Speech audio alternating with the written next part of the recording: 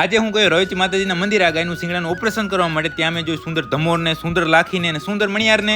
જય માતાજી મિત્રો. આજે સવારના પાંદરાપુર આવી ગયા આપણા મિત્ર તો જય માતાજી કર્યા. ત્યાં થોડી વાર જોયા અમે ગૌશાળાના બધા જ વાસુડા. બસ અમે વાસુડા જોતા હતા ત્યાં મને ખબર પડી કે આઈસીયુ વોર્ડ ની અંદર નવું કામ ચાલુ થઈ ગયું છે. તો હું તરત નીકળી ગયો ત્યાં જવા માટે અને તરત પહોંચી ગયો આઈસીયુ વોર્ડ ની અંદર. અહીં કામ તો તાબડતોડ ચાલુ થઈ ગયું કારણ કે ટ્રેક્ટર અને લોડર બંને બથોબથ હતા. કામ અત્યારે નીચેનું તળિયું ખોદવાનું ચાલુ હતું કારણ કે આપણે તળિયાની અંદર અલગ સિસ્ટમ બેસાડવાની છે. નવા આઈસીયુ વોર્ડ નું કામ ચેક કરી હું પહોંચી ગયો આપણી ગૌશાળે. અહીં પહોંચી ચેક કરી લીધી મેં આ ઢીંગલીને આપણા નવા મેમ્બરને. ગૌશાળાનું બધું જ કામ ઓકે કરી હું પહોંચી ગયો તો રવેચી માતાજીના મંદિરે. અહીં પણ સીધો ગૌશાળાની અંદર કારણ કે અત્યારે અમારે કરવાનું હતું આ ગાયનું સિંગડાનું ઓપરેશન. મારે હવે ગૌશાળાની અંદર કલાક જેવો સમય થઈ ગયો હતો અને ગાયનું ઓપરેશન એકદમ ઓકે રિપોર્ટ થઈ ગયું હતું. ગાયના ઓપરેશનમાં અમને ફૂલ સાથ આપ્યો તો આ બંને ભાઈઓએ. ઓપરેશન પૂરું કરી અમે બધા આવી ગયા હતા સીધા મંદિરે પ્રસાદી લેવા માટે. મંદિરે પ્રસાદી લઈ હું આવી ગયો સીધો ગાયોમાં. અહીંયા દસુભાન જય માતાજી કર્યા, પછી રઘુભાન જય માતાજી કર્યા. પ્રસાદી તો અહીંયા પણ તૈયાર જ હતી. અહીંયાની પ્રસાદી લઈને અમે નીકળી ગયા સીધા ગાયોના દર્શન કરવા. ગાયો માટો મારો મારા ભેગા લેતા રઘુભા. ત્યાં આ ગાયોના ઘેરામાં અમને દેખાય કે સુંદર ધમોર. ધમોરના ઘેરામાંથી બહાર કાઢવાની રઘુભાઈએ ખૂબ કોશિશ કરી પણ ના માની એટલે ના જ માની. પછી અમે જોયા ધણના સુંદર ધણખૂટ હરિયાણાને અમે જોઈ થોડા આગળ વધ્યા. ત્યાં અમને ફરીથી દેખાય કે ધમોર કે જે ઘેરાની અંદર એની રીતે બહાર નીકળી ગઈ હતી. બસ થોડી વારની અંદર એકલી પડી ગઈ ને હવે બરાબર દેખાતી હતી. વાહ ધમોર તારું રૂપ વાહ. ધમોર પછી અમને દેખાણી સુંદર લાખી. લાખી એક જ બોલાવે સાંભળી ગઈ ને નીકળી ગઈ ઘેરામાંથી બહાર. લાખીની સુંદરતાની વાત ના થાય ભાઈ, અધધ રૂપ આનું પણ. ફરી અમે ત્યાંથી થોડા આગળ વધ્યા ત્યાં અમને દેખાણી અતિ તોફાની ને અતિ સુંદર ગાય મણિયાર આ ઘેરામાંથી બહાર આવે તો સંભવ હતું જ નહીં. છતાં અમે થોડી ટ્રાય કરીને બહાર લેવાની પણ ત્યાં તો બધી ગાયો વિફરી ગઈ મંડી ભાગવા. ગાયોને ભાગવાથી જે સાઉન્ડ ક્રિએટ થયું એકવાર તમે સાંભળો.